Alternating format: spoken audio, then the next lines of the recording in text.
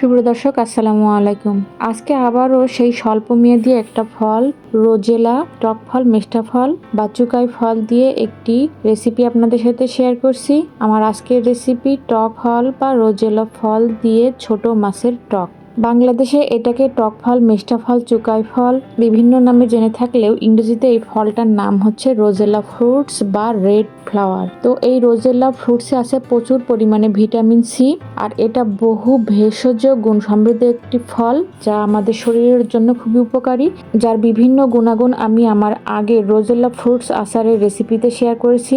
এটা একটা মৌসুমী ফল, শুধুমাত্র অক্টোবর নভেম্বর মাসেই এই ফলগুলো পাওয়া যায়। এটা দিয়ে জ্যাম, জেলি, আচার, বিভিন্ন রকমের টক জাতীয় রেসিপি তৈরি করা হয়। এই ফলটা দিয়ে চাও বানিয়ে খাওয়া যায়। আর এই রোজেলা চা কিন্তু অনেক দামি চা, বিদেশে এটা অনেক দামে বিক্রি করা হয় এই চা।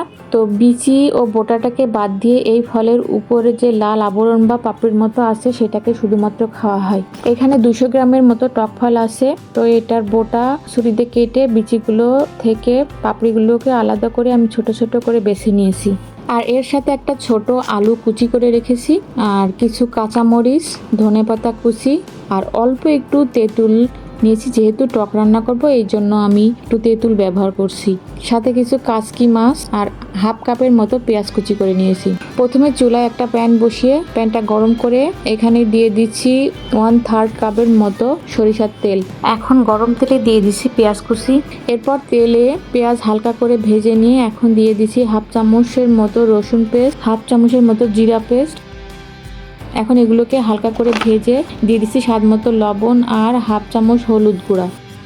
এরপর সব মশলা কিছুক্ষণ হালকা করে ভেজে নিয়ে এর মধ্যে দিয়ে দিচ্ছি কেটে রাখা আলু কুচি। তারপর মশলার সাথে আলুগুলোকে হালকা করে ভেজে নেব, নিয়ে ঢাকনা লাগিয়ে এটাকে একটু হালকা নরম করে নিতে হবে। যেহেতু টক রান্না হবে তাই আলুটাকে আগে থেকে নরম করে না নিলে আগে থেকে টকের সাথে মিশিয়ে দিলে আলুগুলো সিদ্ধ হতে চায় না। তাই যে কোনো টক রেসিপি রান্নার ক্ষেত্রে আলু যদি দেন তাহলে আলুটাকে আগে হালকা করে নরম করে নিতে হবে। তো এখন 1 থেকে 1.5 মিনিট ঢাকনা লাগিয়ে আলুটাকে একটু নরম করে নিয়েছি। তারপর ঢাকনা তুলে দিয়ে দিচ্ছি সেই বেছে রাখা টক ফলগুলো।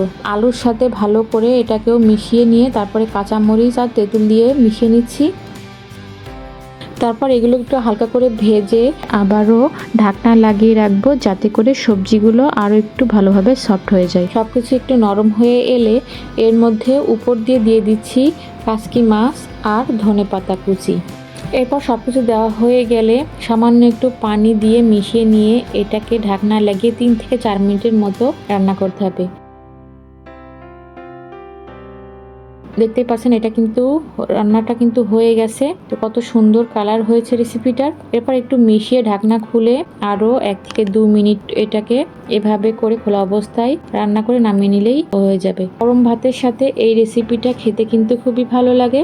যারা টক রান্না খেতে পছন্দ করেন তারা এভাবে করে চুকাই ফল, মেস্টা ফল বা রোজেলা ফল দিয়ে মাছের টক রান্না করে খুবই ভালো লাগবে। টক ফল যে কোনো ছোট মাছই কিন্তু রান্না করা যাবে। যারা ছোট মাছ খেতে পছন্দ করেন, টক খেতে পছন্দ করেন, তার রেসিপিটা একবার ট্রাই করবেন। আশা করছি আপনাদের ভীষণ ভালো লাগবে। তো আজকের মতো এ পর্যন্তই। রেসিপিটা ভালো লাগলে লাইক, কমেন্ট, শেয়ার করতে ভুলবেন না। সবাই ভালো থাকবেন, সবাই সুস্থ থাকবেন। আজকের মতো আল্লাহ হাফেজ।